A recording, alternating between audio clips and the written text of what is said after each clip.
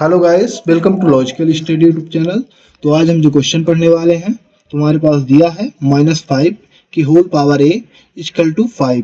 इसी को आज हम सॉल्व करेंगे। तो सबसे पहले अपना क्वेश्चन लिखेंगे। क्वेश्चन है -5 की होल पावर ए इक्वल 5। हमें यहाँ ए की वैल्यू निकालनी है, आपको ध्यान रखना है। अब हम यहाँ से क्या करेंगे, इसको हम लिख सकते हैं -1 multiply 5 whole power a equal 5, है ना। -1 को हमने अलग कर दिया, माइनस को हमने अलग कर दिया, है ना। तो -1 हम लिख सकते हैं यहाँ। तो इसमें यदि मल्टीप्लाई करोगे तो सेम आ जाएगा, इसमें कोई फर्क नहीं पड़ेगा। अब यहाँ आपको मालूम होगा कि आई स्क्वायर इक्वल टू होता है -1। आई को हम क्या बोलते हैं, आयोटा, ठीक है ना। इसको हम बोलते हैं एक कॉम्प्लेक्स नंबर भी है ये, ठीक है ना। आई एक कॉम्प्लेक्स नंबर है, तो -1 भी एक कॉम्प्लेक्स नंबर कहलाएगा, ठीक है ना। तो यहाँ यदि हम इसको ऐसा लिखते हैं तो आपने पढ़ा होगा कई जगह I equal to under root -1, ठीक है ना। जहां अंडर रूट में -1 होता है वहां हम आई पुट करते हैं, यानी इसका यदि वर्ग हटाएंगे तो वर्गमूल लग जाएगा, सॉरी वर्गमूल हटाएंगे तो वर्ग लग जाएगा यहाँ, है ना। अंडर रूट हटाएंगे तो इधर वर्ग लग जाएगा। तो यही यहाँ संख्या लिखी हुई है, आई स्क्वायर इक्वल टू -1, यानी -1 की जगह हम आई स्क्वायर पुट कर सकते हैं। तो अब हम यहाँ लिखेंगे -1 की जगह i square multiply 5 whole power a equal to 5। अब यहाँ एक रूल होता है, ए की पावर m मल्टीप्लाई बी की power m equal to a multiply b की होल पावर m।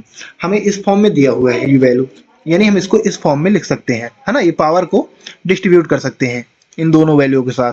तो यहाँ हम लिख सकते हैं आई स्क्वायर कोष्टक, है ना, होल पावर ए मल्टीप्लाई 5 की पावर ए इक्वल 5।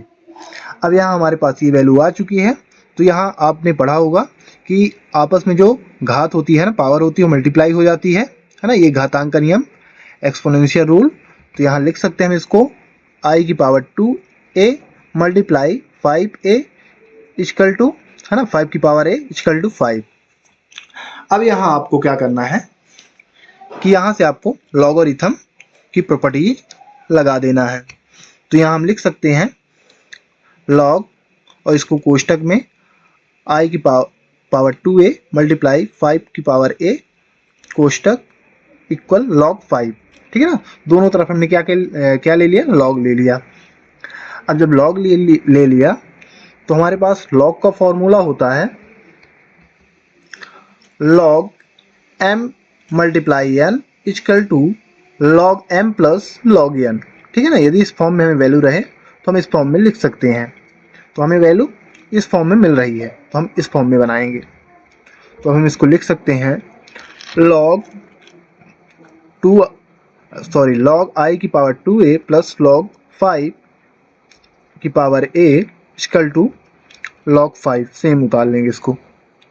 अब यहाँ हमने क्या किया, हमें यहाँ एम एन की जगह क्या मिला है, एम एन की जगह क्या है, m की जगह है i की पावर 2a और n की जगह है 5 की पावर a। तो हमने यहाँ एम एन की जगह, है ना, ये वैल्यू पुट कर दी, ये दोनों। अब यहाँ आपको देखना है कि लॉग का यहाँ एक रूल होता है, यदि आपके पास रहता है लॉग m की पावर n, तो ये जो पावर होती है वो पहले आ जाती है। तो इसको हम लिख सकते हैं n log m, ठीक है ना। इस प्रकार की वैल्यू को हम इस प्रकार लिख सकते हैं लॉग में, ये रूल होता है। तो यहाँ आप देख सकते हैं कि यहाँ आप क्या लिख सकते हैं, तो यहाँ लिख सकते हैं 2a पहले आ जाएगा log i प्लस a पहले आ जाएगा log 5 इक्वल टू log 5। अब यहाँ क्या हुआ, ये जो घातांक की वैल्यू थी ना, पावर की वैल्यू थी, पहले आ गई और बेस वैल्यू सेम लिखी हुई है। यहाँ भी आप देखोगे तो पावर की वैल्यू पहले आ गई और log 5, है ना, बेस वैल्यू साथ में लिखी हुई है इक्वल टू log 5। अब यहाँ देख सकते हैं आप कि a दोनों जगह है तो a कॉमन आ रहा है, तो यहाँ a कॉमन ले लेंगे तो a बाहर आ गया, अंदर क्या बचा 2 log, है ना, i यानी आयोटा प्लस log 5। i का मतलब यहाँ ध्यान रखिएगा आयोटा है, ठीक है ना। यहाँ से हमने वैल्यू निकाली है, ठीक है ना, -1 की इक्वल होता है आई स्क्वायर इक्वल टू -1। अब यहाँ से हमारे पास ये वैल्यू आ चुकी है। अभी हमें a की वैल्यू निकालना है, मतलब a मिल रहा है यहाँ, a के गुणांक में ये वैल्यू दी हुई है।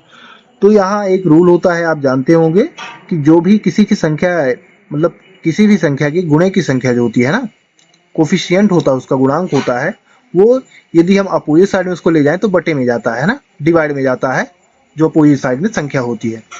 तो यहाँ हम लिख सकते हैं a equal to log 5 divide by ये पूरी संख्या ना जो ब्रैकेट के अंदर है, तो 2 log आयोटा प्लस log 5 है ना, 2 log I प्लस log 5, ये हमारे पास बटे में आ चुकी संख्या ना, डिवाइड में।